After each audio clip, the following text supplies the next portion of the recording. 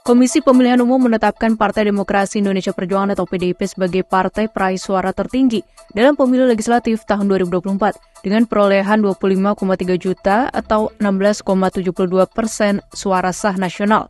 PDIP berhasil memenuhi ambisi Megawati Soekarno Putri untuk dapat hat-trick pemilu. Capaian partai yang dipimpin Megawati Soekarno Putri itu mengulang keberhasilannya pada pemilihan anggota legislatif atau Pileg tahun 2014 dan 2019. Pada pemilu 2014, PDIP menjadi partai peraih suara terbanyak setelah meraih 23,6 juta suara atau 18,95% suara. PDIP kemudian kembali memenangi pemilu 2019. Tak sebatas itu, raihan suaranya meningkat menjadi 27 juta suara atau 19,33%. Begitu pula jumlah kursi DPR meningkat menjadi 128 dari total 575 kursi. Secara langsung, kursi pimpinan DPR diduduki PDIP sesuai Undang-Undang MPR, DPR, DPD, dan DPRD atau Undang-Undang MD3 yang mengamanatkan pemberian kursi Ketua DPR bagi parpol pemilik kursi terbanyak.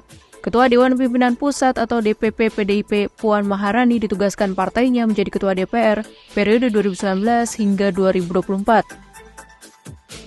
Keberhasilan PDIP pada Pilpres 2014 dan 2019 itu tak terlepas dari calon presiden yang mereka usung, yaitu Joko Widodo. Mantan Gubernur DKI Jakarta itu dinilai banyak pakar politik menjadi salah satu kontributor terbesar kemenangan PDIP. Elektabilitasnya juga menjulang di dua Pilpres tersebut turut mendongkrak suara PDIP. Dengan kemenangan di Pilpres itu, PDIP menjadi bagian dari pemerintahan Jokowi selama 2 periode. Hanya saja situasi politik berbalik menjelang Pilpres 2024. Jokowi yang merupakan kader PDIP tak mendukung capres-cawapres yang diusung partainya Ganjar Pranowo Mahfud MD. Pasangan calon bernomor urut 3 pada Pilpres 2024 ini pun gagal meraih suara terbanyak. Bahkan suara yang mereka peroleh tidak setinggi suara yang diperoleh PDIP. Ketua DPP PDIP Komarudin Watubun Rabu 20 Maret 2024 mengatakan idealnya pada pemerintahan selanjutnya, periode 2024 hingga 2029 PDIP kembali berada di luar pemerintahan atau oposisi, atau sama seperti saat 2 periode pemerintahan Presiden ke-6 RI Susilo Bambang Yudhoyono, yaitu tahun 2004 hingga 2014. Kala itu pada Pilpres 2004 dan 2009, capres-cawapres yang diusung PDIP kalah, dan partai ini memutuskan berada di luar pemerintahan atau menjadi oposisi. Maka pada Pilpres 2024, saat capres-cawapres PDIP kalah dalam kontestasi, idealnya partai kembali menjadi oposisi. Keputusan berada di luar pemerintahan ini masuk akal karena PDIP belakangan pun intens mempersoalkan proses Pilpres 2024 yang dinilai syarat dengan pelanggaran.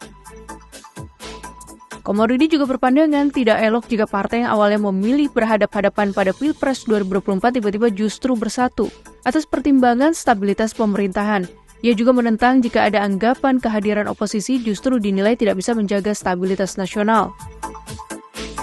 Dosen Ilmu Politik Fakultas Ilmu Sosial dan Ilmu Politik Universitas Islam Negeri Syarif Hidayatullah, Jakarta, Abakir Ihsan berpandangan, sebenarnya kuat atau tidaknya oposisi tergantung pada komposisi kursi nanti di DPR. Jika hanya PDIP atau tambah satu partai lain menjadi oposisi, itu artinya suara oposisi belum dominan di DPR dan tidak akan mempunyai kekuatan yang signifikan. Adapun posisi Ketua DPR yang nanti dipegang oleh PDIP sebagai parpol pemenang akan bersifat koordinatif. Ketua DPR tidak memiliki kekuatan untuk mengontrol keputusan fraksi partai lain, apalagi melihat dominasi partai pengusung Prabowo Gibran yang juga kuat. Belum lagi keputusan di DPR juga sepenuhnya dikendalikan oleh Ketua Umum Partai.